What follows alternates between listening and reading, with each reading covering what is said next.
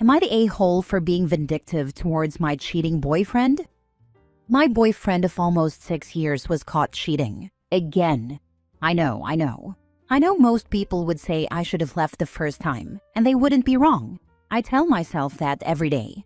But relationships are complicated when you've built a life around someone. Shared routines, inside jokes, holidays with families. Plans that felt real at the time.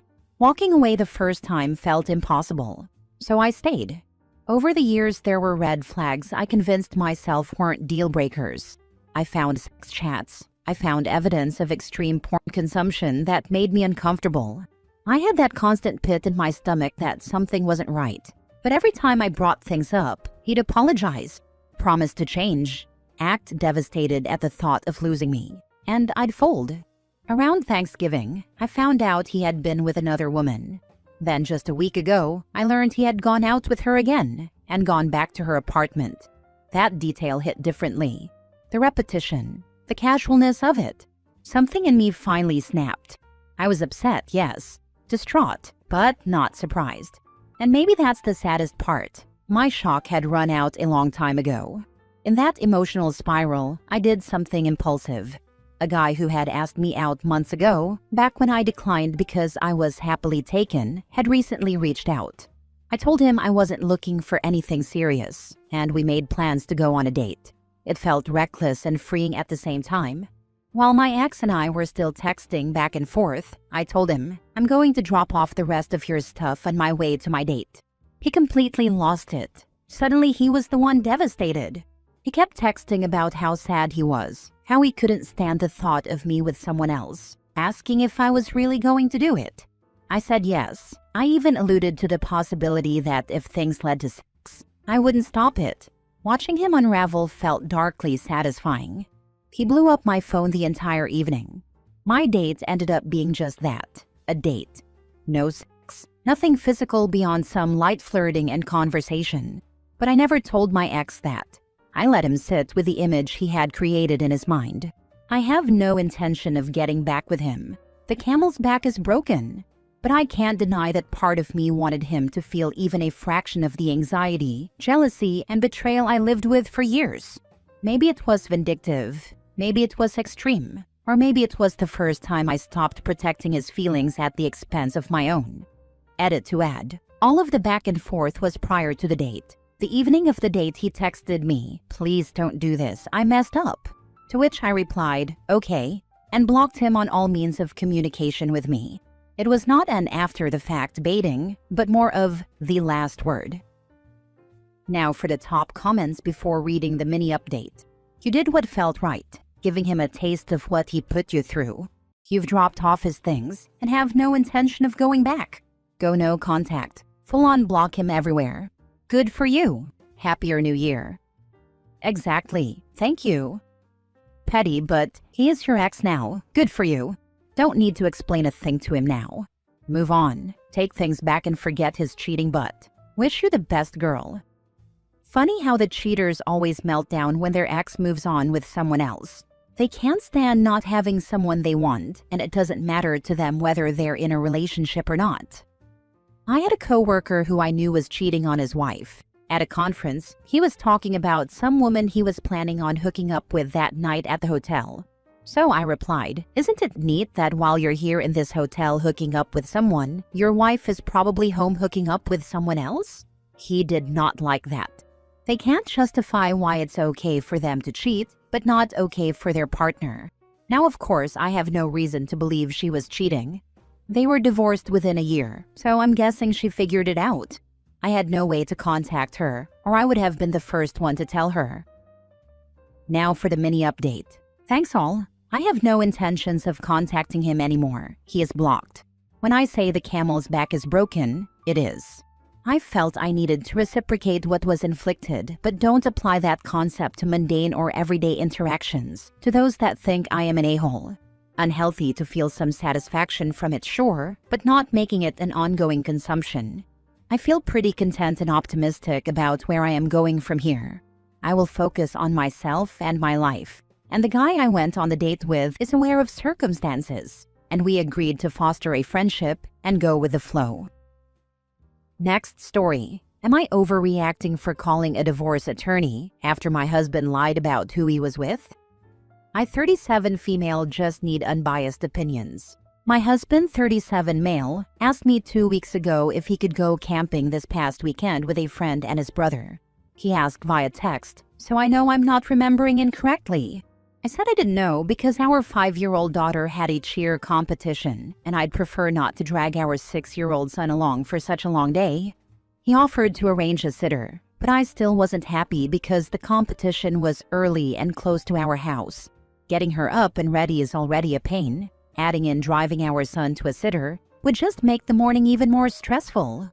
When we found out she had a later performance time, he decided to go. He said he was going with his brother because the friend couldn't go.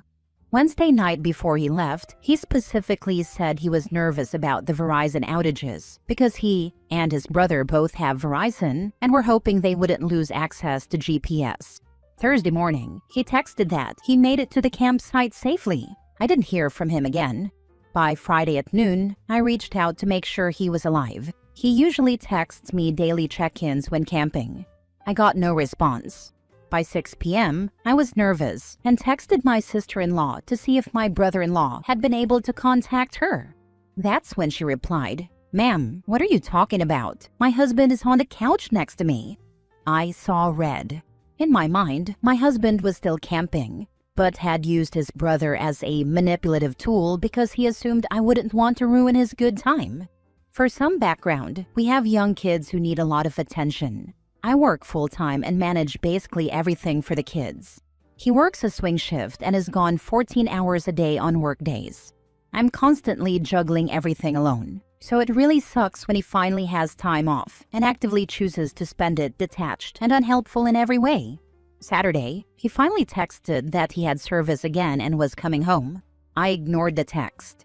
He called, but I was driving with our daughter in the car, so taking a call wasn't appropriate.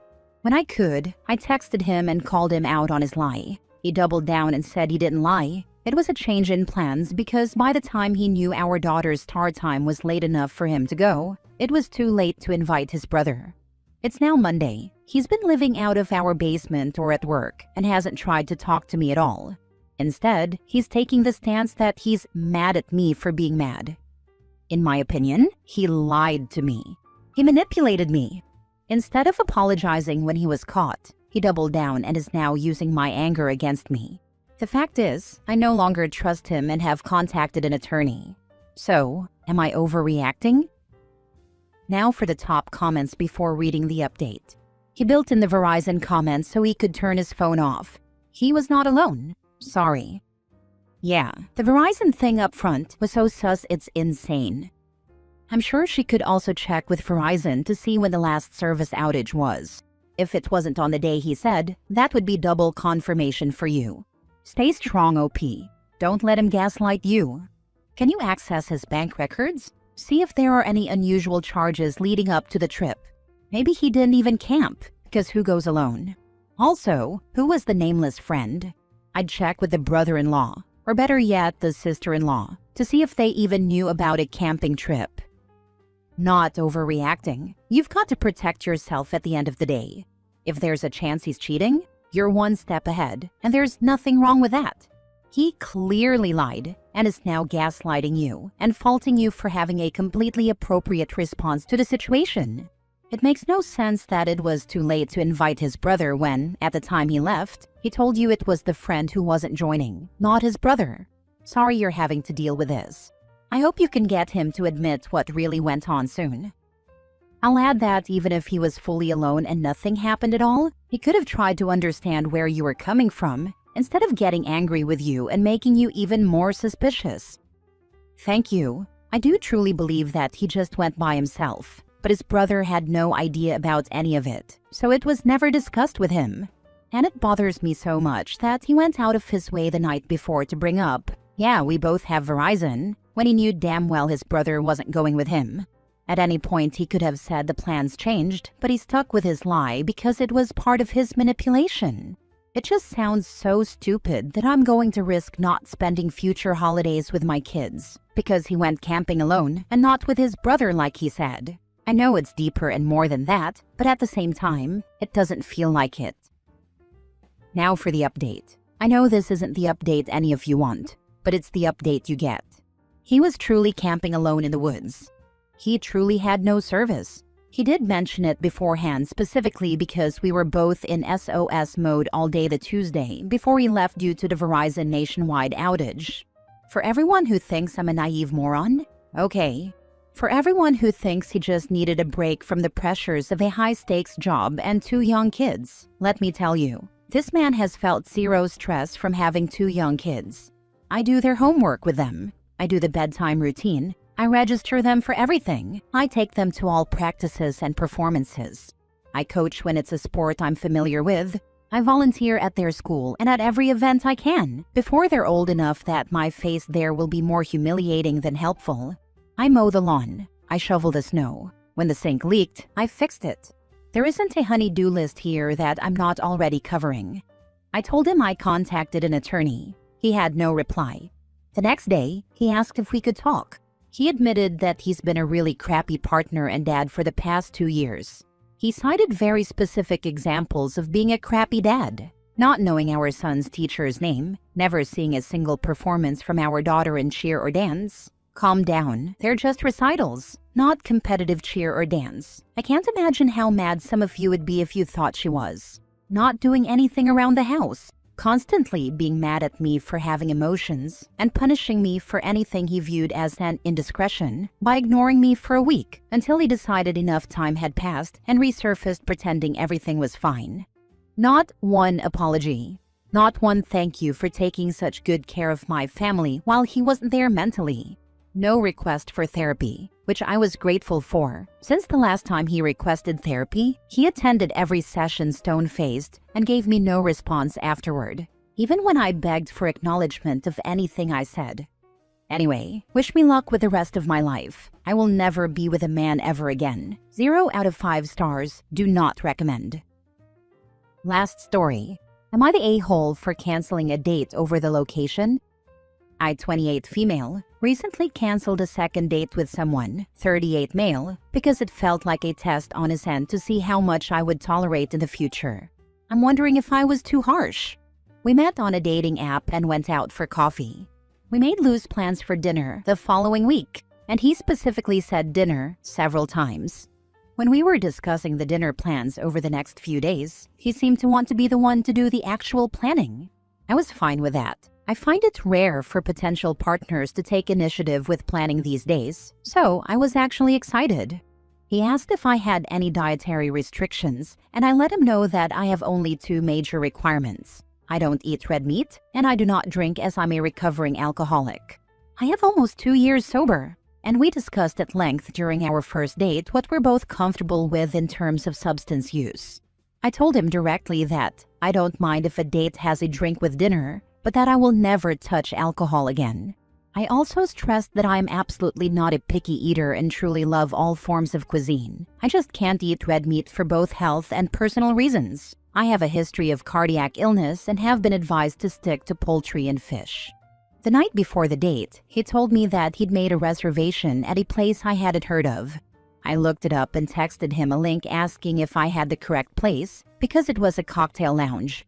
He replied that it was correct and said he liked their small bites menu.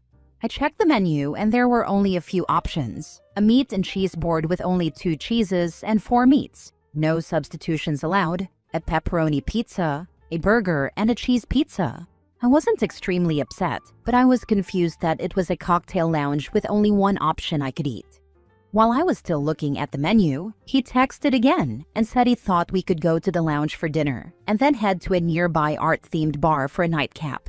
At that point, I was honestly pretty confused. Neither location was truly a restaurant, they were bars, and he was fully aware that I'm a recovering alcoholic. I'm genuinely okay with restaurants that have alcohol options, but I was honestly a little gobsmacked at the suggestion of 2 bars. Not restaurants with alcohol options, bars. I decided to take the evening to think about it, but the next day I texted him and said that I didn't think moving forward with a date was a good idea. My gut instinct was that if he chose a date location that violated the only two restrictions I gave, it was a test to see how much I'd put aside my wants and needs in the future. We live in a major city, and I want to stress that there are hundreds of incredible food options here. I would have been fine with almost anything else that was restaurant-focused and had a couple of non-red meat options.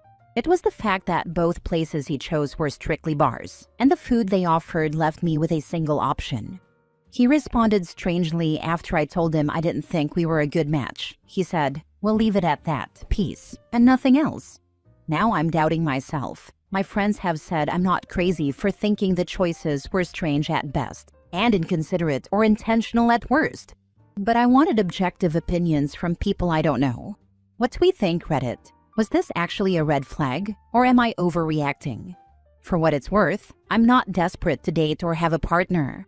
I own a successful small business, have a fantastic group of friends, several hobbies I'm dedicated to, and my own home. I'm in no rush to settle down, especially for the wrong person. Not the a-hole. You were entirely correct. He was testing or taunting you.